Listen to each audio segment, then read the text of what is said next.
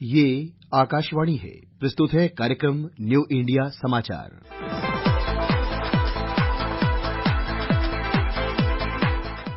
नमस्कार। आकाशवाणी के समाचार सेवा प्रभाग की प्रस्तुति न्यू इंडिया समाचार में आपका स्वागत है। पिछली बार हमने आपको न्यू इंडिया समाचार के 1 से 15 नवंबर के अंक में क्या विशेष है बताया था। भारतीयता के भाव और सोच में आ रहे बदलाव से नया भारत नई गाथा लिख रहा है। इसी बदलाव को हम इंफ्रास्ट्रक्चर की विकास यात्रा में भी देख रहे हैं। इसलिए इस बार हम बात करेंगे हाई स्पीड कनेक्टिविटी की। आपको याद होगा कि 10 नवंबर को परिवहन दिवस के साथ साथ विश्व विज्ञान दिवस भी है। इसलिए न्यू इंडिया समाचार का 1 से 15 नवंबर का अंक इस बार विज्ञान व तकनीक के बेहतर उपयोग के साथ हाई स्पीड और मल्टी मॉडल कनेक्टिविटी की दिशा में आगे बढ़ रहे भारत को समर्पित है। हाईवे से एक्सप्रेसवे, भाप इंजन से स्वदेशी high speed train Vande Bharat और 2014 तक केवल 5 जलमार्गों से 2022 में 111 जलमार्गों की विकास गाथा इस अंक में समाई है। हमारी आवरण कथा जोड़ता भारत बढ़ता भारत शीर्षक से कनेक्टिंग इंडिया पर आधारित है। अमेरिकी राष्ट्रपति रहे जॉन एफ कैनेडी ने एक बार कहा था, अमेरिका की सड़कें इसलिए बहुत अच्छी नहीं है कि अमेरिका धनी देश है, बल्कि अमेरिका इसलिए धनी देश है क्योंकि यहाँ की सड़कें बहुत अच्छी हैं। कुछ इसी तरह के दृष्टिकोण के साथ भारत को आत्मनिर्भर बनाने, सुखी, समृद्ध, संपन्न और शक्तिशाली राष्ट्र बनाने का जो संकल्प प्रधानमंत्री नरेंद्र मोदी ने लिया है, उसे साकार करने के लिए केंद्र सरकार ने ऐलान किया है कि वर्ष 2024 के समाप्त होने से पहले हिंदुस्तान का सड़क इंफ्रास्ट्रक्चर अमेरिका के बराबर होगा। इससे रोजगार के अवसर भी बढ़ेंगे और विकास भी होगा। अपने इसी विजन के साथ प्रधानमंत्री नरेंद्र मोदी कहते हैं, When we construct roads and bridges, we do not only connect towns and villages, we also connect aspirations with achievements, optimism with opportunities, and hope with happiness. उनके कहने का अर्थ है, जब हम सड़क और पुल बनाते हैं तो केवल नगर और गांव को ही नहीं जोड़ते, बल्कि हम आकांक्षाओं के साथ उपलब्धि, आशा के साथ अवसर और उम्मीद के साथ खुशहाली को भी जोड़ते हैं। लेकिन इसमें कनेक्टिविटी सबसे महत्वपूर्ण पहलू है। इसलिए प्रधानमंत्री कहते हैं, 21वीं सदी में हम सिर्फ रेल, रोड, पोर्ट, एयरपोर्ट तक सीमित नहीं रह सकते, बल्कि ट्रांसपोर्ट के ये मोड एक दूसरे से कनेक्ट भी हो, एक दूसरे को सपोर्ट भी करें। ऐसी मल्टी मॉडल कनेक्टिविटी पर ध्यान दे रहे हैं। इस मल्टी मॉडल कनेक्टिविटी को पीएम गति शक्ति नेशनल मास्टर प्लान से मदद मिल रही है।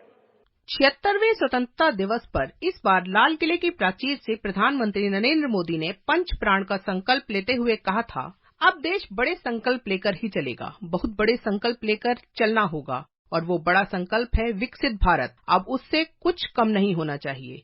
उन्हीं पंच प्राणों को प्रतिष्ठित करने की दिशा में कनेक्टिविटी महत्वपूर्ण आधार है, क्योंकि किसी भी राष्ट्र की प्रगति से जुड़ी होती है गति, यानी स्पीड, रफ्तार। लेकिन यहाँ रफ्तार की बात सिर्फ गाड़ियों या ट्रेनों की गति के लिए नहीं है, बल्कि रोड, रेल, एयर और वाटरवेज के विकास की रफ्तार की भी है। भारत ने 2014 से अब तक परिवहन को ईज ऑफ लिविंग का आधार बनाने में किस तरह से काम किया है, यह आप ट्रांसपोर्ट से जुड़े इंफ्रास्ट्रक्चर के विकास की गति को देखकर आसानी से समझ सकते हैं। 2014 के बाद अब तक देश में 3.25 लाख किलोमीटर से ज्यादा सड़कें बनाई जा चुकी हैं। यही नहीं, 2014 तक देश में रोज औसतन 12 किलोमीटर हाईवे का निर्माण होता था, लेकिन अब हाईवे निर्माण की गति 37 किलोमीटर प्रतिदिन है।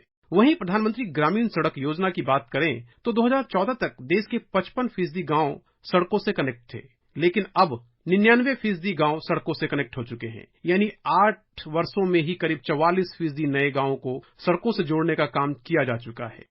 देश के 12 राज्यों में 2800 किलोमीटर से ज्यादा एक्सप्रेसवे का निर्माण किया जा रहा है।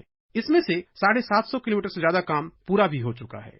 सड़क और हाईवे निर्माण की इस तेज रफ्तार के पीछे है प्रधानमंत्री नरेंद्र मोदी का वह विजन, जिस पर चलते हुए बीते 8 सालों में सड़क, परिवहन और हाईवे के बजट में 500% की वृद्धि की जा चुकी है।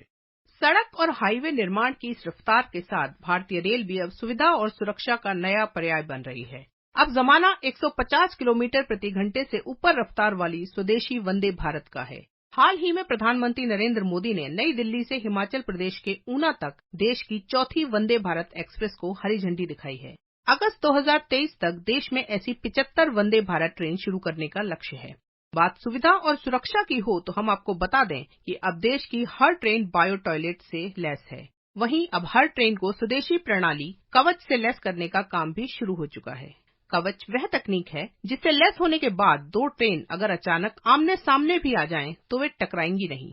यही नहीं, ट्रेनों के साथ अब मेट्रो सिटीज में परिवहन के लिए मेट्रो सेवाओं पर तेजी से काम चल रहा है। 2014 तक जहां देश के सिर्फ 5 शहरों में मेट्रो की सेवा मौजूद थी, वहीं अब यह 27 शहरों तक पहुंच चुकी है।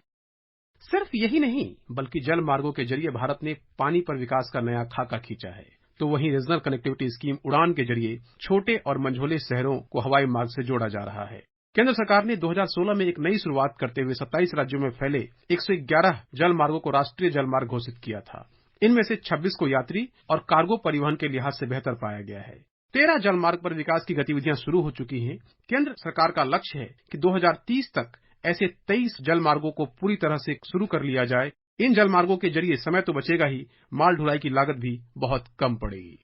लेकिन भारत अब केवल अपनी तात्कालिक जरूरतों के लिहाज से इंफ्रास्ट्रक्चर नहीं बना रहा, बल्कि उसके पीछे एक सुविचारित दीर्घकालिक आवश्यकताओं का एहसास भी है। इसीलिए देश के 28 राष्ट्रीय राजमार्गों को इमरजेंसी लैंडिंग रोड कम रनवे बनाया जा रहा है। यानी इन राजमार्गों पर आपात स्थिति में हवाई जहाज को आसानी से उतारा जा सकता है। यह प्रस्ताव ऐसे राजमार्गों के लिए है जहां लंबी दूरी तक हवाई अड्डा नहीं है, यानी सामरिक दृष्टि से भी इंफ्रास्ट्रक्चर तैयार हो रहे हैं। जम्मू कश्मीर के जोजिला टनल में इस समय 1000 लोग -1 डिग्री में काम कर रहे हैं। इसके पूरे होने की समय सीमा 2026 थी, जिसे घटाकर 2024 रखा गया है। अब कनेक्टिविटी बढ़ाने के साथ भारत एक और दिशा में काम कर रहा है, और वह है मल्टी मॉडल कनेक्टिविटी, यानी यातायात के ये सभी साधन एक दूसरे से कनेक्ट हों। इसके लिए 1 लाख करोड़ रुपए से ज्यादा के नेशनल मास्टर प्लान प्रधानमंत्री गति शक्ति के जरिए अब दूर की सोच के साथ ट्रांसपोर्ट इंफ्रास्ट्रक्चर का विकास किया जा रहा है। पहले यह एक परंपरा सी बन गई थी कि जब जैसी जरूरत हो वैसे ही इंफ्रास्ट्रक्चर का निर्माण कर लिया जाए, यानी टुकड़ों में आवश्यकता के अनुसार निर्माण होता था। लेकिन उसमें भी केंद्र, राज्य सरकार, स्थानीय निकाय और प्राइवेट सेक्टर में तालमेल की कमी होने का देश ने बहुत नुकसान उठाया। जैसे रेल का काम हो या रोड का काम हो, इन दोनों के बीच में सामंजस्य का अभाव और टकराव कई जगह दिखते रहते थे। कहीं एक रोड बनी तो दूसरे दिन पानी की पाइप बिछाने के लिए उसे खोद दिया गया। रोड दोबारा बनी तो सीवर लाइन बिछाने वालों ने आकर उसको खोद दिया। ऐसा इसलिए होता था क्योंकि विभिन्न विभागों के पास स्पष्ट जानकारी नहीं होती थी। पीएम गति शक्ति के कारण अब हर कोई पूरी जानकारी के बीच अपनी योजना बना पा रहा है। इससे देश के संसाधनों का भी अधिकतम उपयोग हो रहा है। पीएम गति शक्ति नेशनल मास्टर प्लान लागू होने के बाद से इंफ्रास्ट्रक्चर के प्रोजेक्ट्स में तालमेल बहुत बढ़ा है। शहर में ट्रांसपोर्ट का सिस्टम आधुनिक हो, सीमलेस कनेक्टिविटी हो, यातायात का एक साधन दूसरे को सपोर्ट करे, ये किया जाना बहुत आवश्यक है। और इसीलिए गति शक्ति नेशनल मास्टर प्लान के जरिए मल्टी मॉडल कनेक्टिविटी पर जोर दिया जा रहा है, ताकि आवागमन के साधन एक दूसरे से कनेक्ट हों। परिवहन के इस मल्टी मॉडल सिस्टम के महत्व को उदाहरण पेश करते हुए खुद समझाया प्रधानमंत्री नरेंद्र मोदी ने। 30 सितंबर को अपनी गुजरात यात्रा के दौरान प्रधानमंत्री नरेंद्र मोदी वंदे भारत ट्रेन का शुभारंभ करके गांधीनगर से कालूपुर स्टेशन तक इसी ट्रेन में पहुंचे और फिर वहां से अहमदाबाद मेट्रो में बैठकर कार्यक्रम स्थल तक पहुंचे। इस वजह से प्रधानमंत्री अपने शेड्यूल से 20 मिनट पहले ही कार्यक्रम स्थल पर पहुंच गए। श्रोताओं, यह थी हमारी 1 से 15 नवंबर के अंक की आवरण कथा के प्रमुख बिंदु।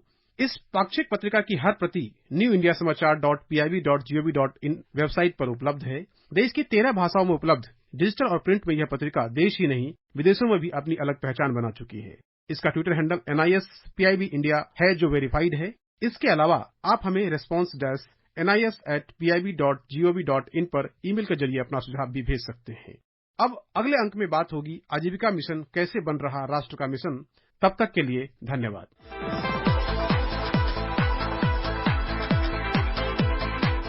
अभी आप सुन रहे थे कार्यक्रम न्यू इंडिया समाचार, जिसे प्रस्तुत कर रहे थे संतोष कुमार और नलिनी शर्मा। ये कार्यक्रम आकाशवाणी के समाचार सेवा प्रभाग द्वारा प्रस्तुत किया गया। इसे आप हमारे mobile app news on AIR और YouTube channel news on AIR official पर भी सुन सकते हैं।